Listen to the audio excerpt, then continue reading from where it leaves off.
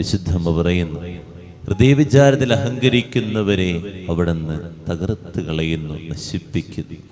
നമ്മുടെ ജീവിതത്തിൽ നമ്മൾ എന്തെങ്കിലുമൊക്കെ ആണ് എന്ന് നമ്മൾ ചിന്തിച്ച് നടക്കുന്നെങ്കിൽ ഓർക്കുക, അത് നമ്മുടെ നാശത്തിനുള്ള സമയമാണ്. നമ്മൾ നന്നായിട്ട് പ്രാർത്ഥിക്കുന്നുണ്ടെന്ന് പിശാച് നമ്മളിങ്ങനെ തോന്നിപ്പിക്കും. അതോടുകൂടി പതുക്കെ നമ്മൾ ഇല്ലാതാകാം. ആ അഹങ്കാരം നമ്മുടെ ഉള്ളിലേക്ക് കൊണ്ടുവരും. ഓർക്കുക, അത് മാറ്റിക്കളയാൻ പരിശ്രമിക്കുക. ഞാൻ എന്തോ ആണ്, എനിക്ക് എന്തൊക്കെ കഴിവുകളുണ്ട് എന്ന് നമ്മൾ ചിന്തിച്ച് നടക്കുന്നുണ്ടെങ്കിൽ നമുക്ക് എന്തോ ഉണ്ടാകട്ടെ, ആ ഉള്ളത് ദൈവത്തെ മഹത്വപ്പെടുത്താൻ, ദൈവത്തെ മറ്റുള്ളവർക്ക് നൽകാൻ എനിക്ക് പറ്റുന്നുണ്ടോ എന്നുള്ളതാണ് നമ്മൾ ചിന്തിക്കേണ്ടത്. നമ്മുടെ ചെവി എപ്പോഴും മറ്റുള്ളവർ എന്നെ ഉയർത്തുന്നത് കേൾക്കാൻ ഇങ്ങനെ കാതോർത്തുകൊണ്ടിരിക്കുകയാണ്. നമ്മൾ ചിന്തിച്ച് നോക്കുക.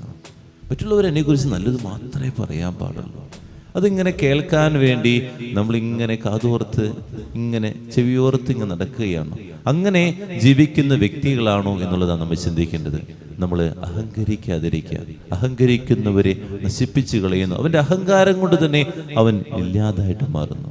അഹങ്കാരം കൊണ്ട് കുറേ പേര് നമ്മിൽ അകന്നു പോകുന്നു. നമ്മുടെ കഴിവുകൾ നമുക്ക് പ്രയോഗിക്കാൻ പറ്റാതെയാകുന്നു. അതുപോലെ തന്നെ നമ്മളിൽ നിന്ന് കൃപ നമുക്ക് നഷ്ടപ്പെടുന്നു. ഈ 3 കാര്യങ്ങളാണ് നമുക്കുണ്ടാകുക.